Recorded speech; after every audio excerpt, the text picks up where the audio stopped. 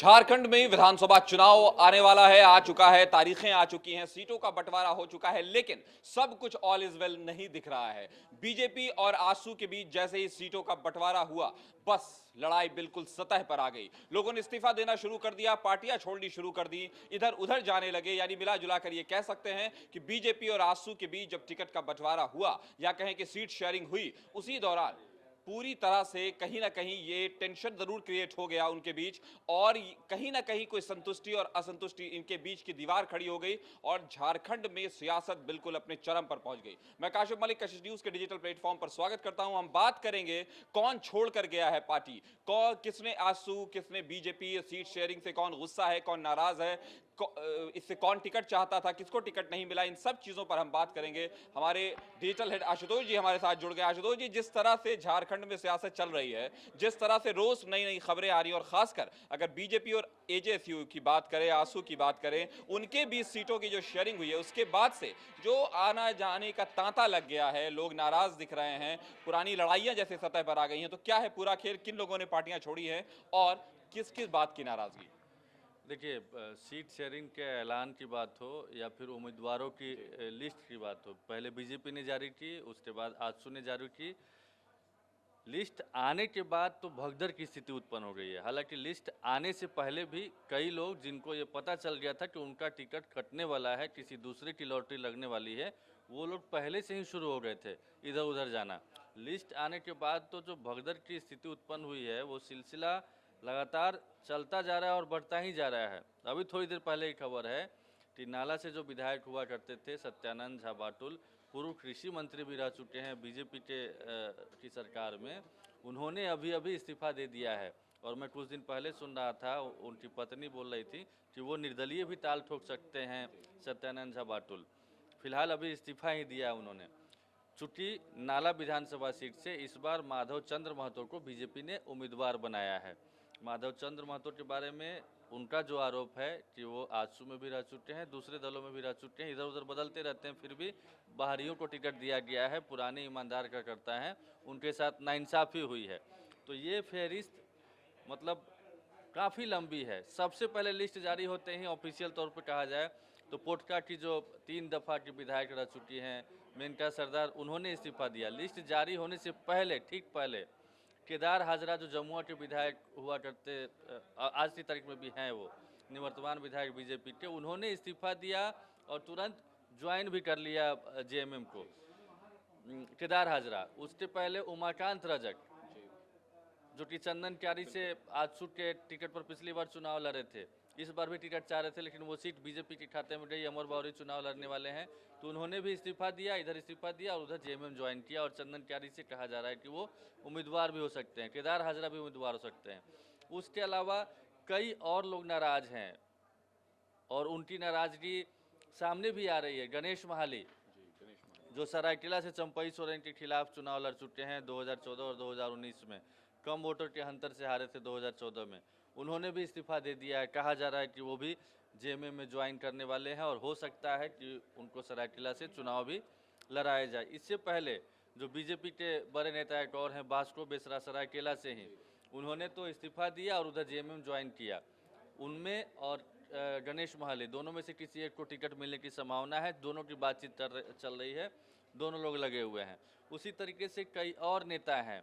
एक संजीव वर्मा हैं, वो भी मतलब बागी तेवर अख्तियार कर लिए हैं। राज पालीवार बड़े नेता माने जाते हैं, उनका भी टिकट कट गया, वो भी नाराज बताए जा रहे हैं। विनोद सिंह हुसैनाबाद के हैं, वो भी नाराज बताए जा रहे हैं, चूँकि वो सीट वहाँ पर कमलेश सिंह एनसीपी के जो हैं उनको बीजेपी ने शामिल करा लिया है। कल परसों से लेकर दिन भर लगातार खबरें तैरती रही, पता नहीं कितनी सच्चाई है कि लुइस मरांडी भी शायद बीजेपी छोड़ सकती हैं और जेएमएम के संपर्क में हैं।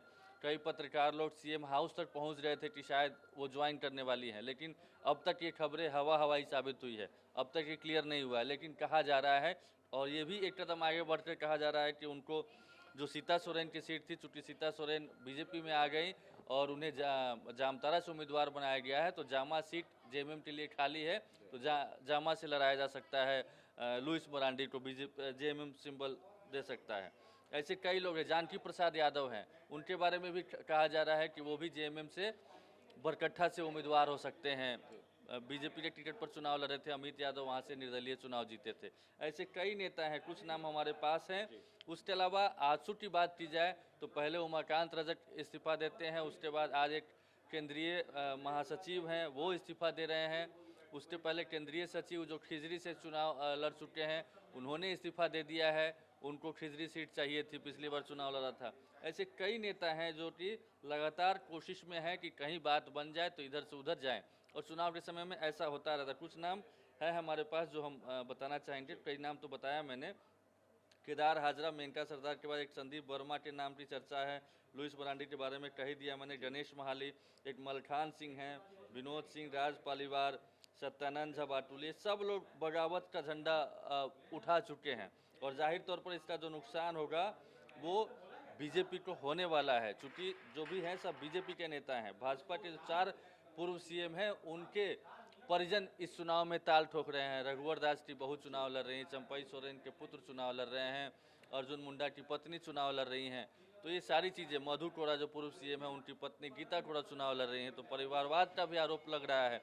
जो आरोप बीजेपी दूसरे दलों पर लगाती थी, कांग्रेस पर लगाती थी, उस पर भी परिवारवाद का लांछन लग रहा है। हालांकि बाबूलाल मरांडी की नज़र में परिवारवाद की परिभाषा ही कुछ और है। उनकी नज़र में जिसमें संभावना है वो चुनाव लड़ सकता है, जनता तय करती है। परिवारवाद मतलब राहुल गांधी का एग्जाम्पल देते हैं, लालू यादव का एग्जाम्पल देते हैं, इसलिए सिर्फ परिवार के अंडर में ही पूरी पार्टी की कमान हो, वो परिवारवाद है बाबूलाल मरांडी की नज़र में। तो खैर सबके अपने अपने तर्क हैं। बहुत सारे लोग अभी कतार में हैं जो अभी तक वेट एंड वॉच की स्थिति में है, या फिर दूसरे तीसरे दलों में संपर्क कर रहे हैं, वहाँ पे बात बनेगी तो होगा। और शायद यही वजह है कि जेएमएम की तरफ से या कांग्रेस की तरफ से या राजद या माले की तरफ से अभी तक उम्मीदवारों के नाम का अनाउंसमेंट नहीं हुआ है, चूँकि अभी भी कई मजबूत उम्मीदवार हैं, दावेदार हैं जो कोशिश कर रहे हैं कि वहाँ पर हों और अंतिम दौर की बातचीत चल रही है। तो आने वाले दिनों में कई लोग इधर से उधर जा भी सकते हैं, कई लोग तो गए भी हैं, कई लोगों को मनाने की कोशिश हो रही है। कितने मानते हैं, कितने जाते हैं, कितने सामने वाले विरोधी क्षमा से चुनाव लड़ते हैं, ये देखना दिलचस्प होगा। और इस वजह से कितना प्रभावित होता है बीजेपी अलायंस, एनडीए अलायंस, क्या जो लक्ष्य है उससे दूर रह जाती है, ये भी देखने वाली बात होगी। लेकिन फिलहाल भगदड़ की स्थिति जरूर है और ये कहीं ना कहीं चिंताजनक है बीजेपी के शीर्ष नेतृत्व के लिए, चूँकि हालांकि शुरुआत बीजेपी की तरफ से ही की गई थी। बीजेपी को शायद ये अंदेशा नहीं था कि इतने बड़े पैमाने पर इतने सारे लोग नाराज होंगे और पार्टी भी छोड़ेंगे और निर्दलीय भी कुछ लोग चुनाव लड़ने की कोशिश करेंगे या विरोधी खेमा से चुनाव लड़ेंगे और हराने की कोशिश करेंगे। गणेश महाली ने तो साफ साफ कह दिया है कि चंपई सोरेन को ही नहीं, उनके पुत्र को भी घाटशिला से हराएंगे और खरसावां से भी जिनको चुनाव टिकट मिला है, चंपई सोरेन ने दिलाया है, उनको भी हराएंगे। तो सब लोग लगे हुए हैं, सब लोग कोशिश कर रहे हैं। रमेश हांसदा भी वहाँ से नाराज बताए जा रहे हैं, हालांकि उन्होंने कहा कि मैं पार्टी का वफादार सिपाही हूँ, पार्टी जो कहेगी वो करेंगे, लेकिन उनको भी उम्मीद थी। तो ऐसे कई लोग हैं और जाहिर तौर पर 81 विधानसभा की सीट है और हजारों दावेदार हैं। एक एक सीट से सैकड़ों लोग आवेदन करते हैं, कोशिश करते हैं, अपने अपने लोगों से बात करते हैं, किसी तरीके से टिकट मिल जाए। बरकट्ठा की ही बात कर रहे थे, कुमकुम नाम है शायद, जिला परिषद की सदस्य हैं वो, उनका टिकट उनके मुताबिक पक्का हो गया था, लेकिन अंतिम वक्त में टिकट काट दिया। वो तो फफक फफक के रो रही थी कि किस तरीके से। वैसे ही बहुत सारे लोग, जेपी वर्मा है, प्रदीप वर्मा है, जो गांडे से उनके नाम की चर्चा थी, उनको भी नहीं मिला, हालांकि उनका कोई रिएक्शन सामने नहीं आया है। तो बहुत सारे लोग हैं जो नाराजगी में हैं, कुछ लोग नाराजगी का घूंट पीटर के अंदर समेटे हुए हैं और वफादार सिपाही की तरह आगे मौका देने की बात कही जा रही होगी। कुछ लोग हैं जो बगावत का झंडा बुलंद करते नजर आ रहे हैं, कुछ लोग अब अपनी ही पार्टी के खिलाफ चुनाव भी लड़ने वाले हैं। तो क्या ये कह सकते हैं कि झारखंड की जो तस्वीर उभर कर आ रही है उसमें बीजेपी और आजसू का जो गठबंधन है फिलहाल कह सकते हैं बैकफुट पर है? अब देखना होगा कि जो महागठबंधन की या इंडिया अलायंस की जो लिस्ट आती है उसके बाद उसमें क्या होता है। हालांकि बहुत ज़्यादा संभावना नहीं बनती है, चूँकि बीजेपी या आजसू ने अनाउंसमेंट कर दिया है, तो अब सीटों का अनाउंसमेंट हो गया तो उधर से इधर आने की गुंजाइश नहीं बनती है। और पहले ही जो उधर से इधर आ चुके हैं उनको बीजेपी ने टिकट दिया है, जैसे लोबिन हेम्ब्रम हो गए, चंपई सोरेन हो गए, निर्दलीय जो बरकट्ठा के थे वो आए थे, उनको टिकट मिल गया। हुसैनाबाद से एनसीपी के जो विधायक रह चुके थे उनको टिकट मिल चुका था। इधर संभावनाएं फिलहाल इस बार तो नहीं है, आने वाले दिनों में आश्वासन मिल सकता है, लेकिन कई एग्जाम्पल्स भी हैं जो शायद उन लोगों को अब इधर आने से रोके। चूँकि कुछ लोग ऐसे भी हैं जो पाला बदल के आए भी या दूसरे दलों से आए भी, लेकिन उनको टिकट नहीं मिला, वो लोग भी नाराज़ हैं।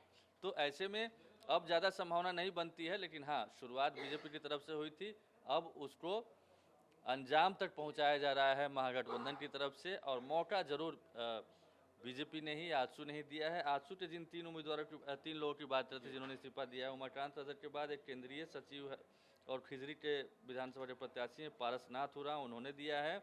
और आज केंद्रीय महासचिव तरुण गुप्ता हैं, उन्होंने भी इस्तीफा दे दिया है। सब लोग कोशिश कर रहे हैं कि कहीं ना कहीं से उनकी लॉटरी लगे, उनको टिकट मिले, ताकि वो चुनावी मैदान में कूद सकें। तो सब ये कोशिश कर रहे हैं कि उनकी लॉटरी लगे, उनको टिकट मिले, लेकिन सीटें हैं 81, उम्मीदवार बहुत हैं, दावेदार बहुत हैं। अब पार्टी किसको देती है, किसको नहीं देती है, वो तो पार्टी का अंदरूनी फैसला है, लेकिन अंदरूनी फैसले के बाद नाराजगी तो उभर कर सामने आती ही है। और बीजेपी और आजसू के मामले में, या कहें कि एनडीए गठबंधन के मामले में झारखंड की सियासत में वो खुल के सामने आ रही है। बड़े बड़े चेहरे नाराज दिखाई पड़ रहे हैं, और जो नहीं, जिनका रिएक्शन नहीं आ रहा है, जिनकी प्रतिक्रिया नहीं आ रही है, उनको, उनके भी जो समर्थक हैं या उनके भी चेहरे पर वो भाव तो जरूर दिख रहा है कि टिकट मिलना चाहिए था। जी, यही नहीं, पूर्णिमा दास को वहाँ से टिकट मिला है, तो वहाँ से भी काफ़ी लोग नाराज हैं, रिएक्शन दे रहे हैं। शिवशंकर सिंह या उमा शंकर सिंह करके हैं, उन्होंने साफ कहा है कि ये गलत हुआ है। ऐसे कई जगह हैं जहाँ से रिएक्शंस आने शुरू हो गए हैं। कई लोग अभी भी चुप हैं कि कहीं कार्रवाई ना हो जाए। आने वाले दिनों में उनको समझाया भी दिया जा रहा है कि आने वाले दिनों में आपके लिए भी बात होगी, अच्छा होगा। तो उम्मीदें दी जरूर जा रही हैं, लेकिन फैसला तो 81 सीटों में ही होना है। गठबंधन धर्म भी निभाना है, और वो सीटें कितनी 81 ही होने वाली हैं, और दावेदार हजारों हैं। तो फिलहाल झारखंड की सियासत में एनडीए के गठबंधन में एक खींचातानी तो नजर आ ही रही है। आप क्या सोचते हैं, कमेंट सेक्शन में जरूर बताएं, और हमारे वीडियो को लाइक करना ना भूलें। और अगर अभी तक आपने हमारे चैनल को सब्सक्राइब नहीं किया, जरूर कर दें। और इसे अगर फेसबुक पर देख रहे हैं तो पेज को लाइक करना ना भूलें। नमस्कार।